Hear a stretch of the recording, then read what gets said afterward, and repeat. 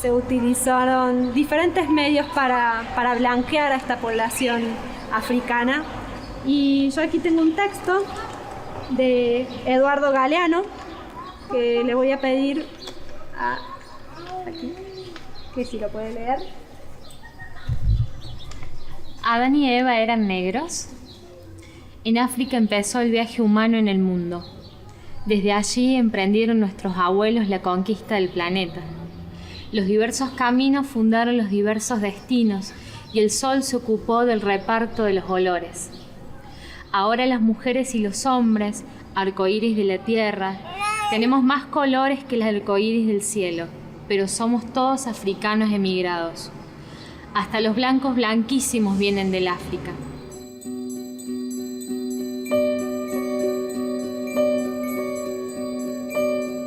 A partir de la conformación del Estado Nacional en Argentina a mediados del siglo XIX, comienza desde el Estado un proceso de negación, de ocultamiento, de invisibilización.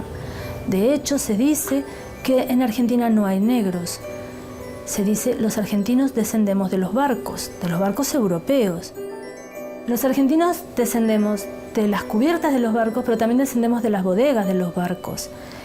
Y eso molestaba a la sociedad moderna, a la sociedad científica, a la sociedad positivista del siglo XIX, que comienza con un discurso de ocultamiento y negación, borrando a los afro de la historia argentina.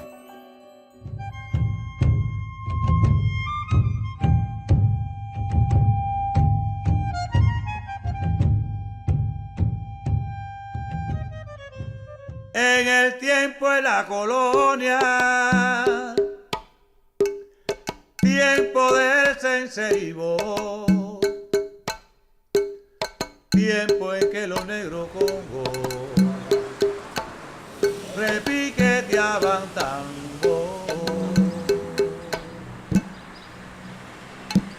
Ay Dios, mi Dios, qué tiempo aquello en que los negros repiqueteaban tango. Lo que pasa es que mi vieja es mulata. Pero tenés cara de turco. Pero no tengo nada de turco. Nada, por ningún lado. Mi abuelo es vasco. Mi abuelo materno vasco, casado con la negra, mi abuela. Mi abuelo también muy blanco. Y mi mamá, gorda, jetona, nariz ancha y zulita. Todo zulito.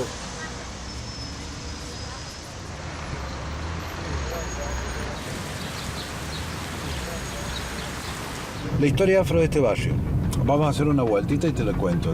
Por acá, toda esta zona, la colonia, hasta entrada de 1910, no más de eso,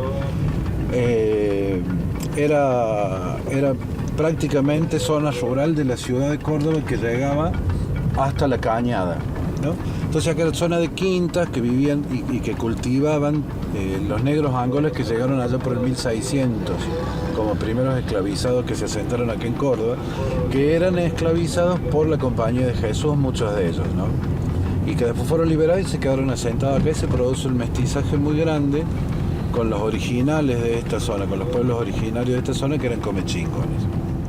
La historia afro de Córdoba es interesante porque acá se produjo un profundo mestizaje de las comunidades afro que llegaron. Y esto se da por varias razones. La principal, tal vez, si se puede establecer una jerarquía, fue que en los procesos independentistas acá de Argentina, siempre los dueños de esclavos, los esclavistas de Córdoba, no entregaban a los ejércitos sus negros. Recordemos que Córdoba siempre estuvo en disputa con Buenos Aires, eso es histórico. Cuando en Buenos Aires se produce la Revolución de Mayo, en Córdoba la rechaza. Cuando San Martín y los gobiernos revolucionarios empiezan a comprar esclavos, los dueños de esclavos de Córdoba entregan al ejército negros sin dientes, que no, acordate que las balas se cargaban mordiendo olas, ¿no es cierto?, en esa época. Entonces entregan negros sin dientes que no servían para la guerra, rengos, y los que estaban en condiciones de trabajar los mandaban a las sierras. Y ese es el primer detalle. En las sierras comienza un profundo mestizaje con los pueblos originarios que vivían ahí. ¿no es cierto? Entonces vos te paras hoy en cualquier ciudad del interior, sobre todo del norte de Córdoba y del oeste de Córdoba, y vas a ver rasgos perfectamente afros, ruludos, bien negros, narices anchas. Y el problema de los afrodescendientes en Córdoba es que no nos asumimos como afrodescendientes. Los afrodescendientes llegan al actual territorio argentino por varias vías. Entran o desde Lima, por el puerto de Lima, que en realidad son traídos desde el Caribe, a donde arriban en barcos o portugueses o españoles desde la costa africana. Y un segundo núcleo que va a llegar desde Brasil, que es colonia portuguesa, y que va a ingresar por Córdoba. Córdoba va a ser el gran centro negrero. De aquí se van a distribuir, desde este lugar se van a distribuir hacia Chile y hacia Potosí, que es el gran centro atrayente de todo, no solamente de mano de obra, sino además de servicios, de todos los productos para desarrollar la industria minera. Esto va a ser hasta el siglo XVIII. En el siglo XVIII va a haber un cambio en la corona española, un cambio en la política, y se va a habilitar el puerto de Buenos Aires como puerto negrero a través de un asiento de negros en 1713, y se va a fundar la ciudad de Montevideo en 1726 como puerto de negros, específicamente.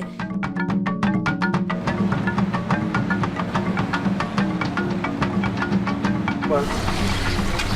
Che, la que no puede faltar es la milonga de Gabino Ezeiza. El adiós de Gabino Ezeiza. El adiós de Gabino Ezeiza. De Blueberry Maciel. Cosa linda, ¿eh? Sí. ¿Vamos a hacerla? ¿Qué tono? Re, bemol o fa, mi, mu. Vamos, eso te...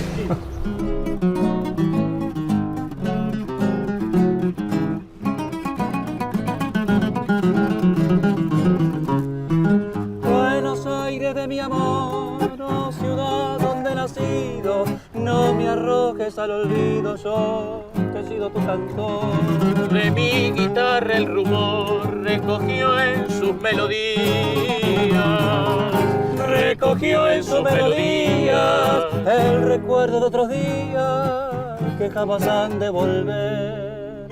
los viejos cantos de ayer, que fueron las glorias mías. Gabino Ezeiza fue un músico afrodescendiente. Se lo considera el payador más famoso de Argentina y Uruguay.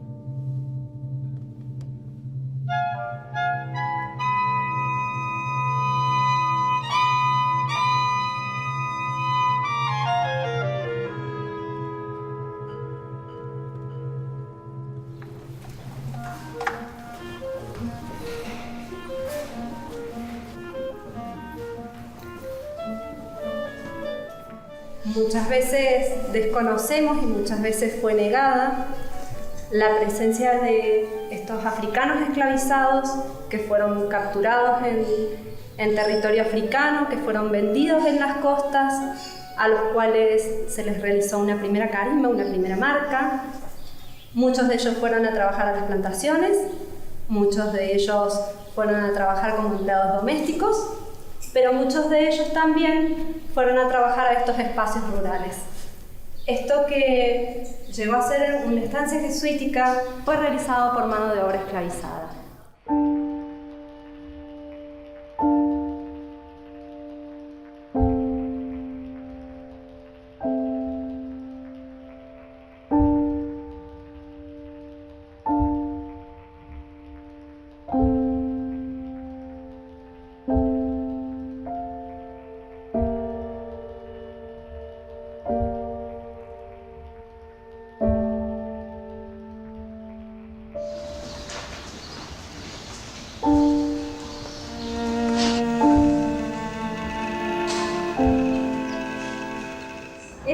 que nosotros tenemos ahí realizado en Calicanto es el muro original, el monumento del cual yo les mencionaba, que fue realizado en este aniversario de la historia de Altagracia, es ese monumento que nosotros tenemos ahí.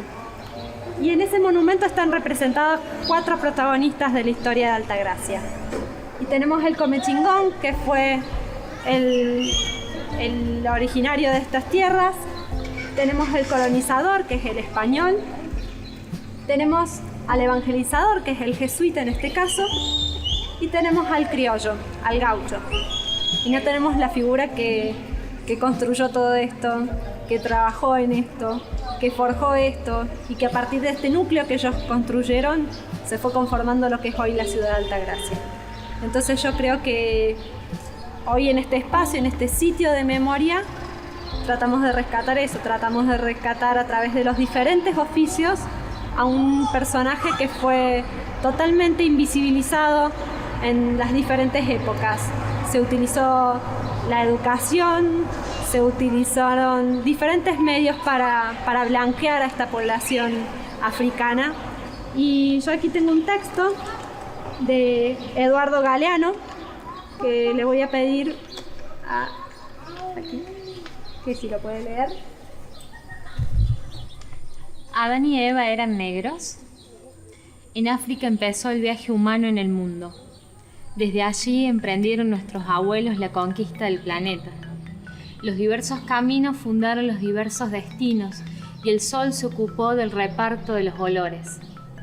Ahora las mujeres y los hombres, arcoíris de la tierra, tenemos más colores que el arcoíris del cielo, pero somos todos africanos emigrados. Hasta los blancos blanquísimos vienen del África. Las órdenes religiosas en general son las que más esclavizados van a poseer, debido a las necesidades que tenían y debido a la capacidad socioeconómica. Tenían una capacidad económica suficiente para poder mantener y comprarlos, y además los necesitaban para poder construir las iglesias, construir los conventos, que realizaran además tareas de albañilería, tareas de carpintería, que fueran músicos y además que mantuvieran al convento y a la iglesia, por ejemplo, a través de los servicios domésticos, de la agricultura.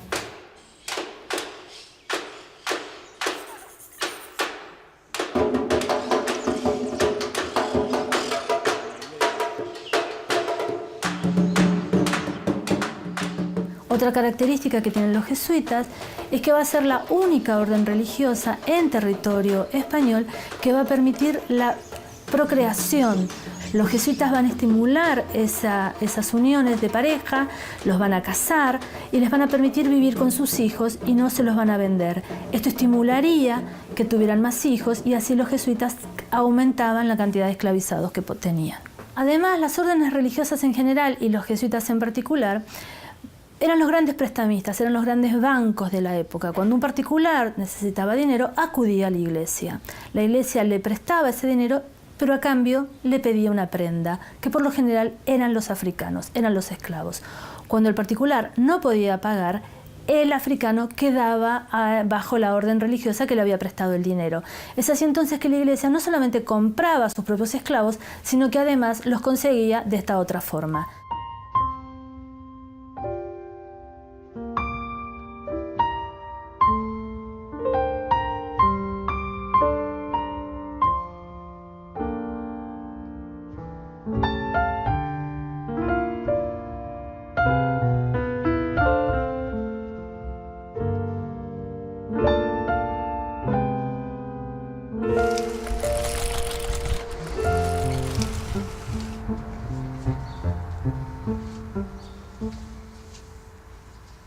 Mamá la negrita, se le salen los pies la cunita y la negra me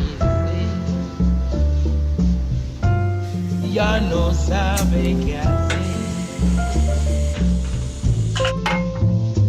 Tu drume negrita. Santi no tiene muchos rasgos de negros. Y cuando va con la abuela se piensa que la abuela es la niñera. Y Santi nació colorado, con los pelos colorados y rojo, todo, o sea, no era un bebé de un negro.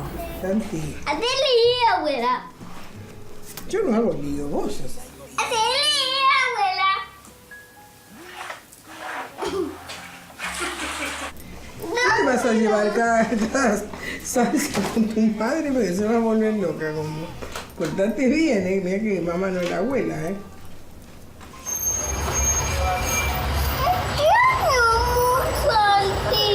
Y el tío se fue porque vos no te apurabas, por eso se fue. ¿Qué? Que vos no te apurabas, por eso el tío se fue con el auto. Ponía a trabajar. ¿Por qué yo no me apure? Y porque tenga prisa, Santi, no es así.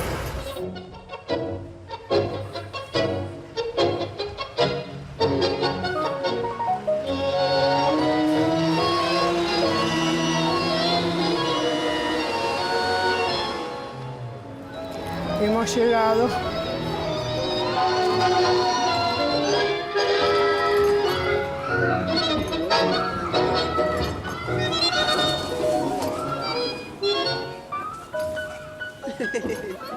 Horacio Salgán, nacido el 15 de junio de 1916.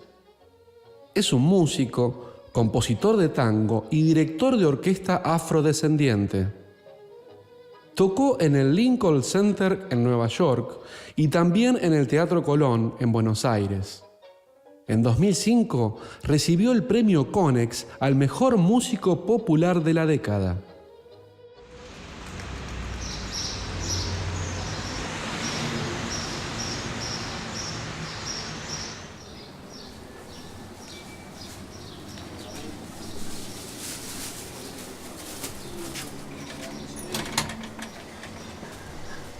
Hola, buenas tardes.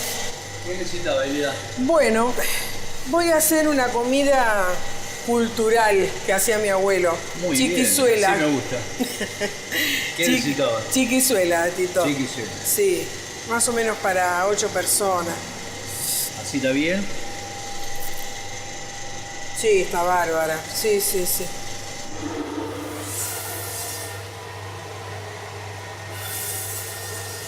Mi abuelo hacía esa comida con la hervía, con verduritas, viste, todo así, cebolla. Cuando estaba cocida la sacaba en una fuente, le ponía cebolla, salmuera y el caldo hirviendo. Sí, está bien, bárbaro. ¿Cuántos chorizo de cerdo? 3. 3. No son grandotes. Y una morcilla para Santi. La morcilla para Santi. Que no Bueno, falte te cuento, que los no falte la morcilla para Santi. Sí. Los esclavos comían todo eso, los chinchulines, todo lo que fuera hechura Todo lo que del es menudencia, animal la menudencia se comía. es lo que las familias ricas le daban a mis ancestros, o sea, mis yornos, ¿no? Y ellos hacían esas grandes comidas, como el mondongo. El mondongo los esclavos lo empezaron a comer acá. Porque la carne no se la daban. No. Entonces le daban toda esa menudencia y ellos fueron creando los guisos como la carbonada, como el mondongo. ¿Sabes qué? Las negras viejas cocinaban y cantaban también. Y hablaban de sus aventuras, ¿no? De trabajo. Eso es lo que yo he visto que hacían mis tías las más viejas. Hoy por hoy somos un montón de negros y todo el mundo se piensa que somos dominicanas, brasileras, ecuatorianas, colombianas, de cualquier lugar, menos argentinas. Cuando sepamos realmente de dónde somos, de quiénes somos todos, creo que no va a haber esa discriminación del negro, color, pertenencia, altura, rulos, uñas verdes. Nos aceptaríamos todos, inclusive los blancos que tampoco se aceptan, ¿eh? Uno ya como padre, ¿qué le enseñás? Que tenés que cuidarte del peruano, que tenés que cuidarte del boliviano, que tenés que cuidarte del morocho, y quizás ni siquiera es boliviano, salteño, jujeño, castigado del sol, pero te tenés que cuidar porque viste que son chorros, son estos, que los negros, que son nigerianos, pero vienen a laburar y quizás cayeron en un sótano de un barco y aparecieron en el puerto de Buenos Aires y la viene remando porque no sabe ni cómo comunicarse a su casa y vende 4 anillos para poder comer o tomar agua. En esa época al negro chiquito se lo llamaba mulecón. Y así empieza la historia de mi abuelo materno.